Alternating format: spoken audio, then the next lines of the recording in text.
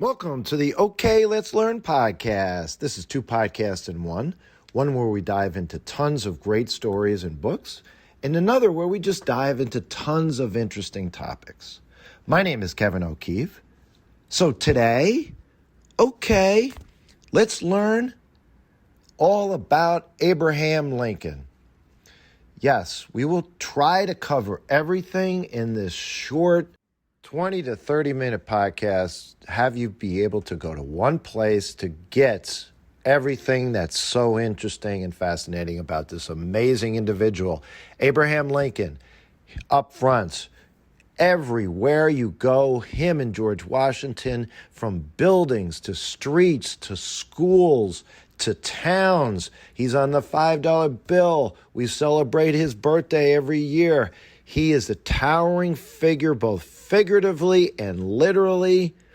He kept our nation together, and it's not a stretch to say, if we had another president, who is to say that here we are in the continental United States, that it could be two countries, three countries? Who's to say where we would be without him being so convinced that we needed to stay together? It was not a fait accompli that this would happen. So let's dive into Abraham Lincoln. Up front, as I've mentioned with many episodes, we know so much about him because even though his life was ended short at such a young age, after the Civil War, and, spoiler alert for my younger members of the audience, he was killed.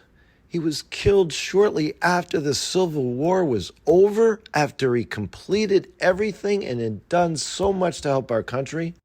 So he didn't write an autobiography. Obviously, he had no retirement, but he did tell stories about his life, specifically as he was coming up, trying to get elected, in all of his campaign speeches, a lot of his debates with Stephen Douglas, and those people around him. The earliest biography was written by his law partner, William Herndon. And along with that, through the years, you had Doris Kearns Goodman, her famous book, Team of Rivals, that has just been written in the last, 15 years or so. These biographies came from all the people. Because he became so famous and so important to the history of our country, everyone that knew him, that came into his life, ended up being interviewed, and most of all the information you'll hear about Lincoln is true. So he was born in Kentucky to his father, Thomas Lincoln. His mother was Nancy Hanks Lincoln.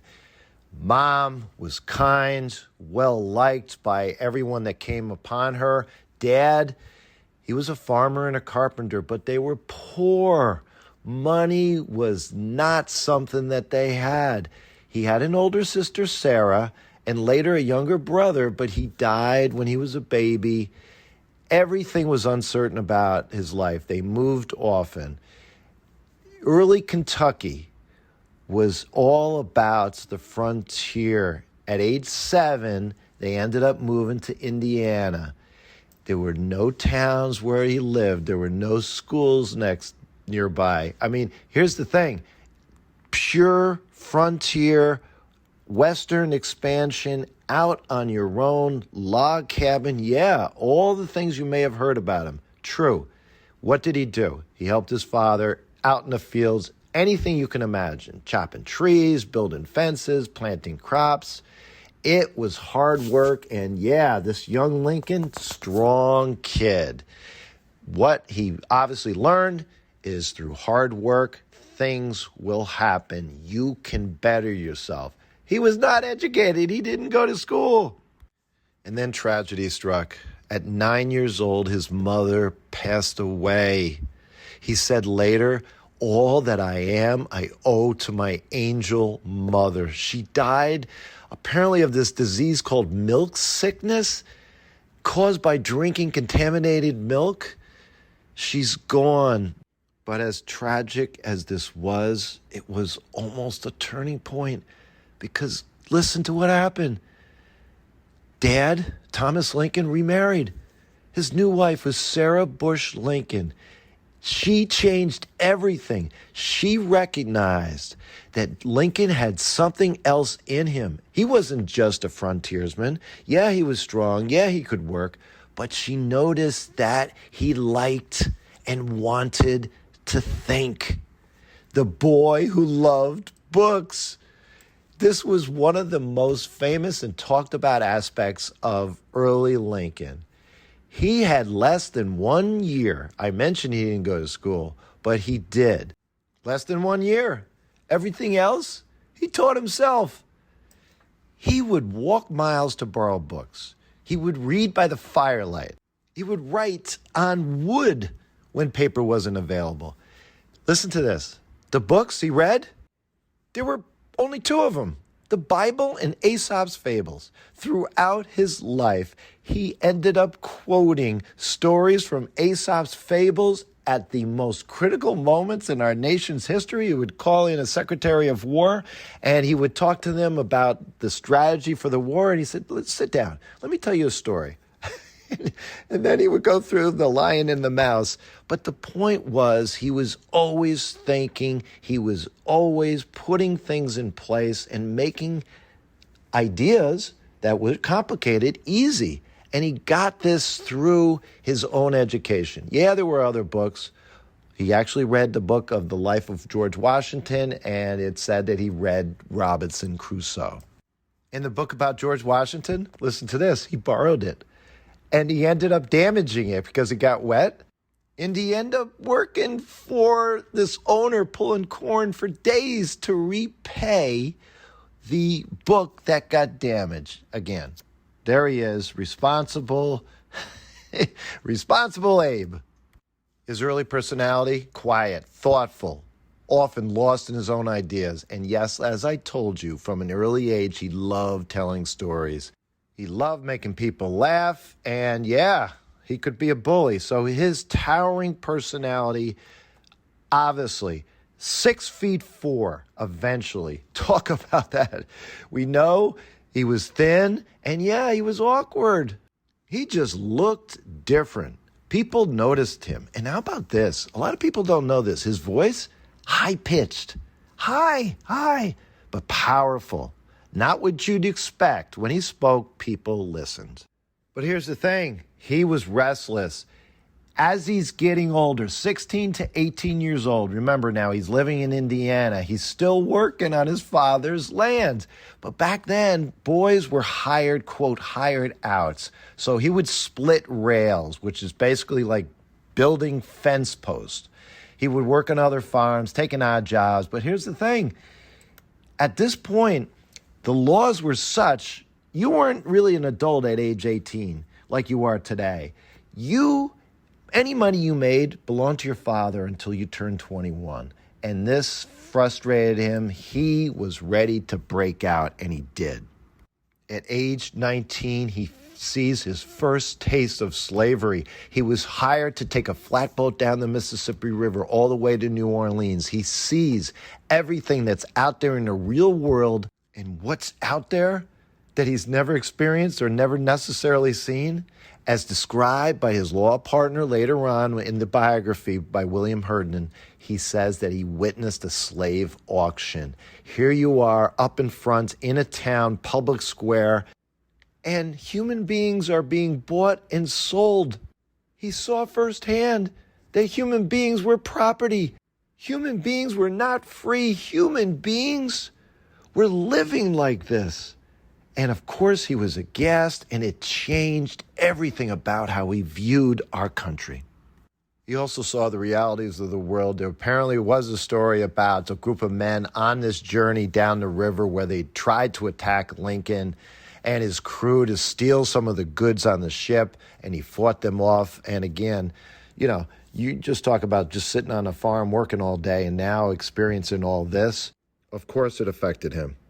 So now he's 21. He's able to keep his own earnings. In 1830, the family this time moves to Illinois, and this is when Lincoln leaves home.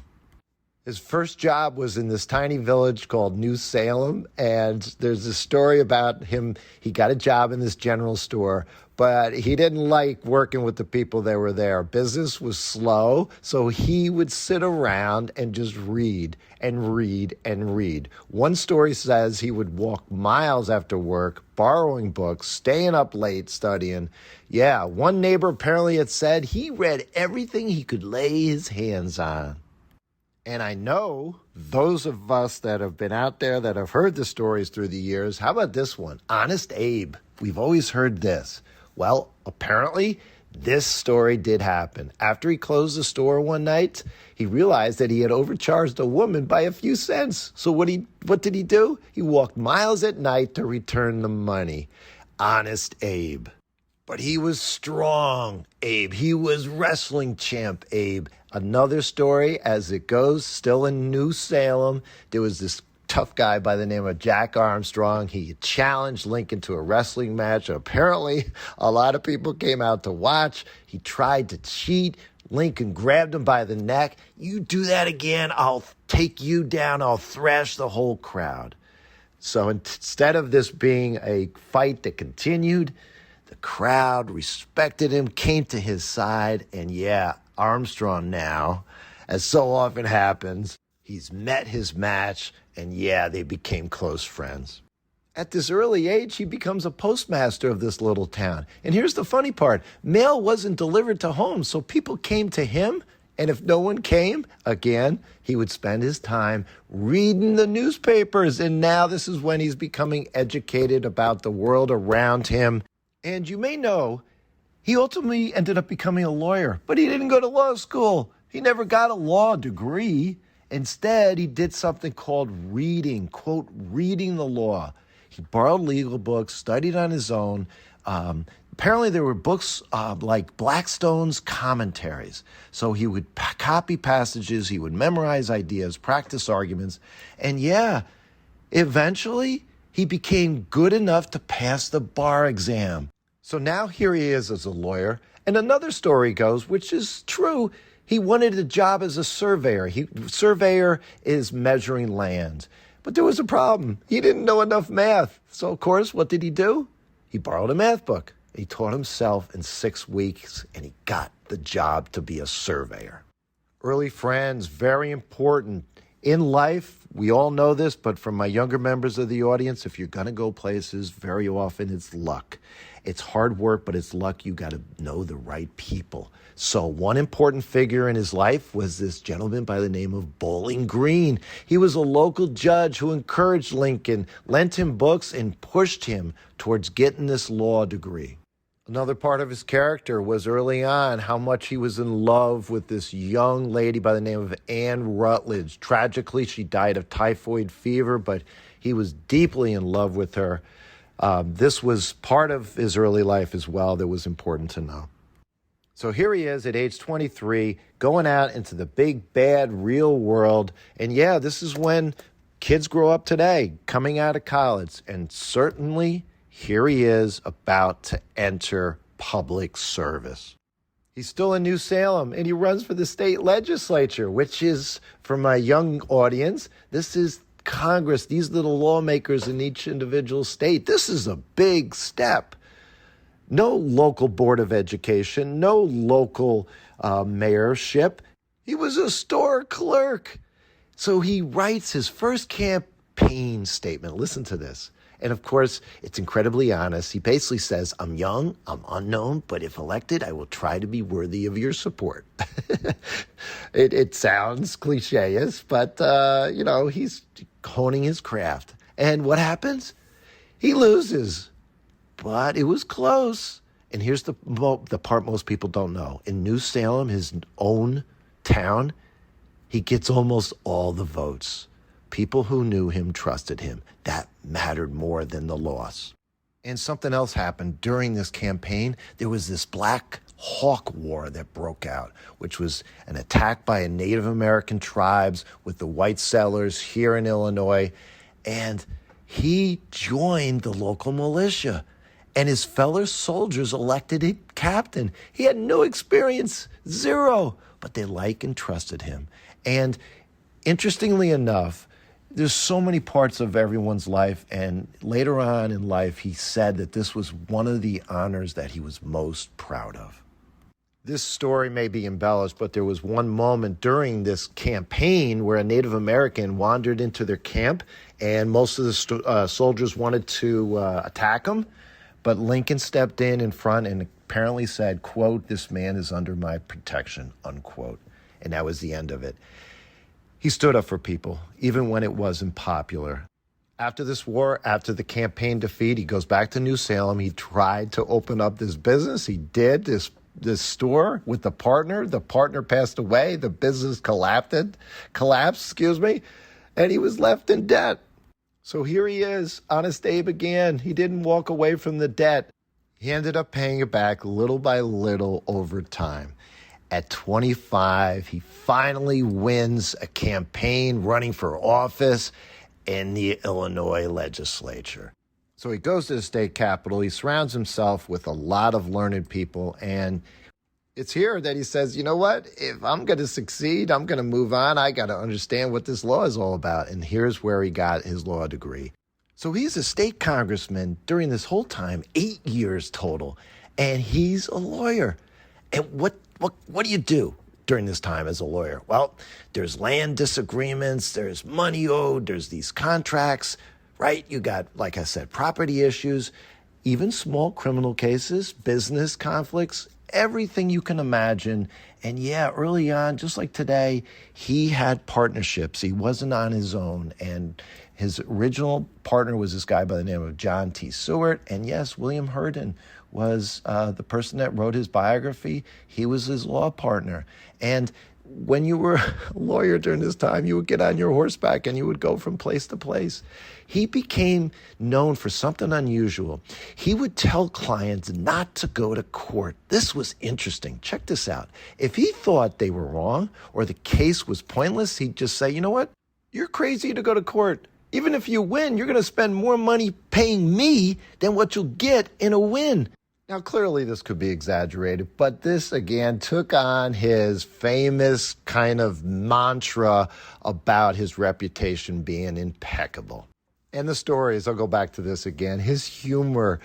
Other lawyers noticed something. When he was in front of a jury, not only would he try to convince them with logic, but that reminds me of a story. He'll go into storytelling, and this became something of his reputation. I've read this many, many times.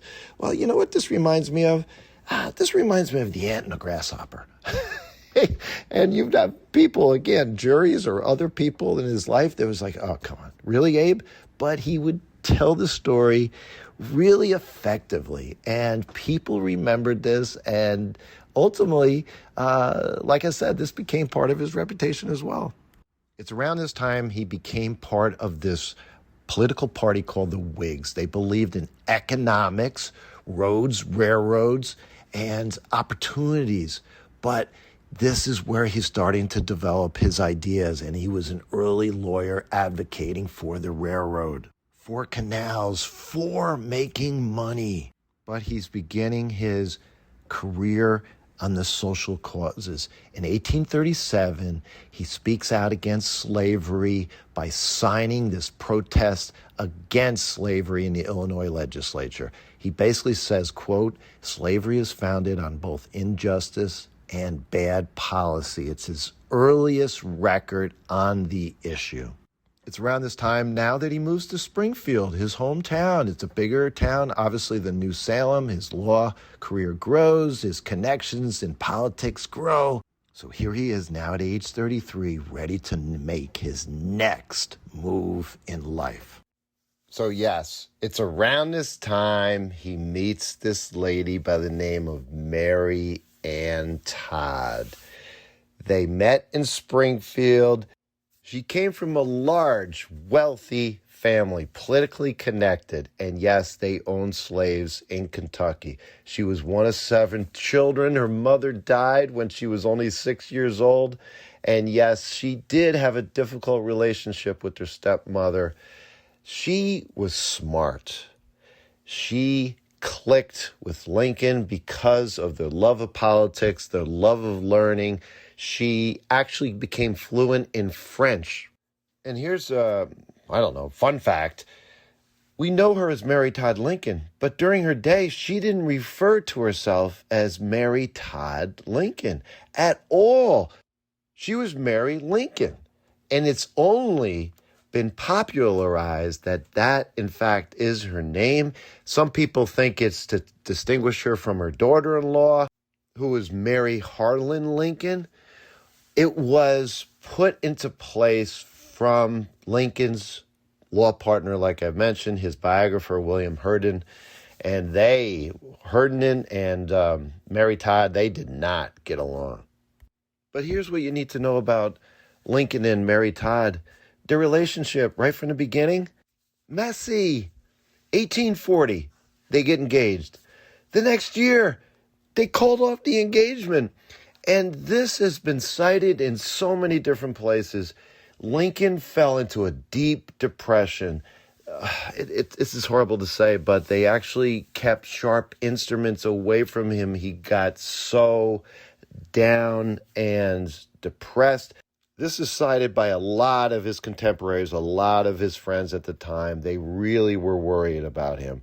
But they both bounced back. Lincoln bounced back. And now here in 1842, they were married. They had 4 children. Tragically, though, only one lived a very long life. That was Robert Todd.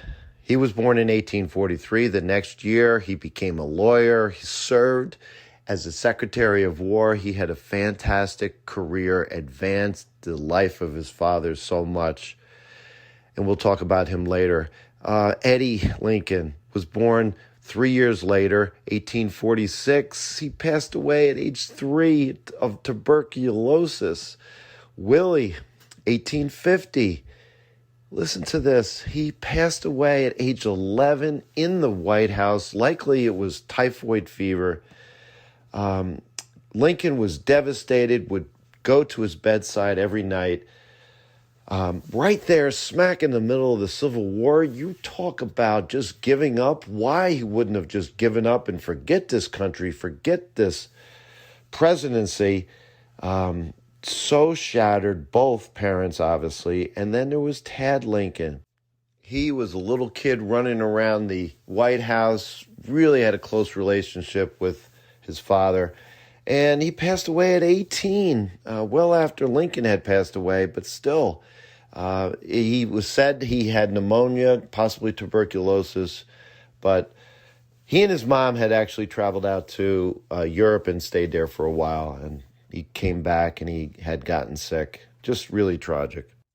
Now, as I said, around age 33, gets married, starts a family, law degree's going well, and then he decides at age 38 to run for a national seat right there in Congress, the U.S. House of Representatives, and he wins.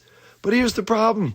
He runs into trouble right away and actually makes a name for himself. Why? Because he comes out against the Mexican-American War that James Polk, the president at the time, decided to undertake. And yeah, it turns out great. We ended up getting all this new territory from Mexico. We beat them. But Lincoln becomes famous overnight. Here was his famous quote coming out against Polk. Polk had said, now we are justified in going to war because they attacked us. And Lincoln says back to Polk, quote, show me the exact spot where American blood was first shed. Unpopular, people didn't like it, but yet, like I said, people now knew him. He only served one term in Congress, just a couple years, and he goes back into law thinking really that his political career might be over.